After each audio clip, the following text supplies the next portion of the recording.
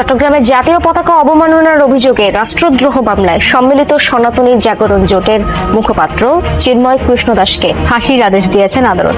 দুপুরে Chittagong metropolitan magistrate কাজী শরীফুল ইসলামের আদালত এই আদেশ দেন। দর্শক, চট্টগ্রামে আইনজীবী সাইফুল ইসলাম আলিফ হত্যায় চট্টগ্রামে চিন্ময় কৃষ্ণ দাসের ফাঁসির আদেশ দিয়েছেন আদালত।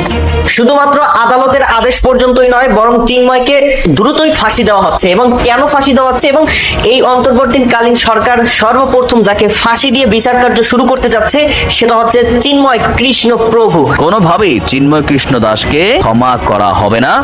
ধর্মীয় পয়েন্ট অফ ভিউতে যতই চাপ দিক ভারত অথবা অন্যান্য জায়গা থেকে।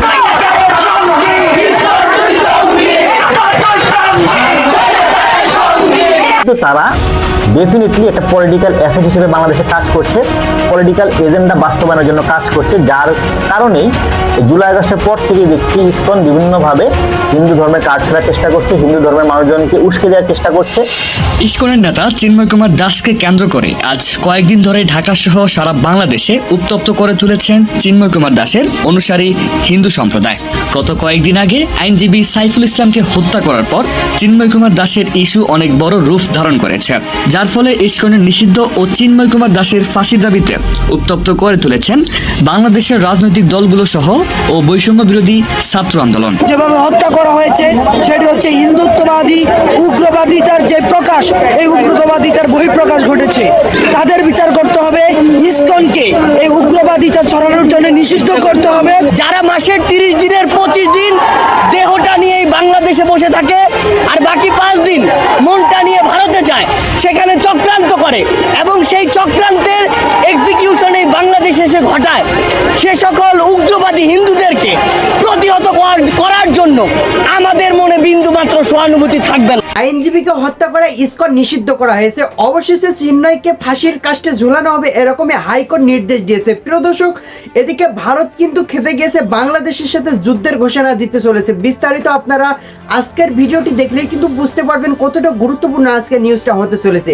প্রিয় দর্শক, এই সাইফুল ইসলামকে হত্যা করার পর বাংলাদেশের জনতারা সবাই মিলে মিছিল মিটিং এবং এদিকে প্রতিবাদ জানাতে এসেছে ইন্ডিয়াকে। ইন্ডিয়া কিন্তু পাল্টা জবাব দিচ্ছে। সেই সাথে সাথে ইন্ডিয়ার সাথে কি যুক্তরাষ্ট্র জড়িত আছে নাকি আওয়ামী লীগ সরকার অর্থাৎ হাসিনা যে বাংলাদেশ থেকে পালাতক হয়ে ইন্ডিয়াতে রয়েছে তিনি জড়িত? বিস্তারিত সবকিছু উঠে এসেছে, আপনাদেরকে দেখাবো।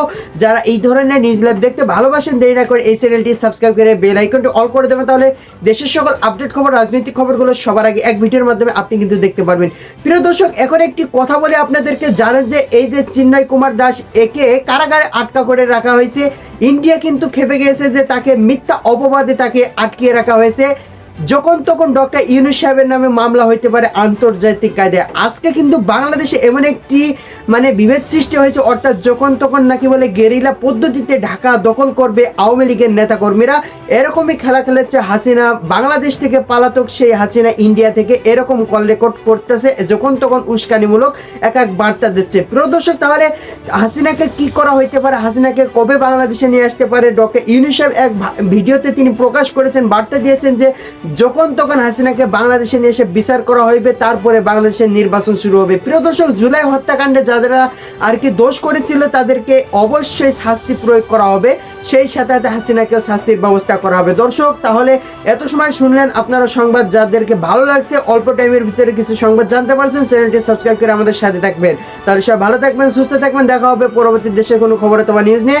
আসসালামু আলাইকুম।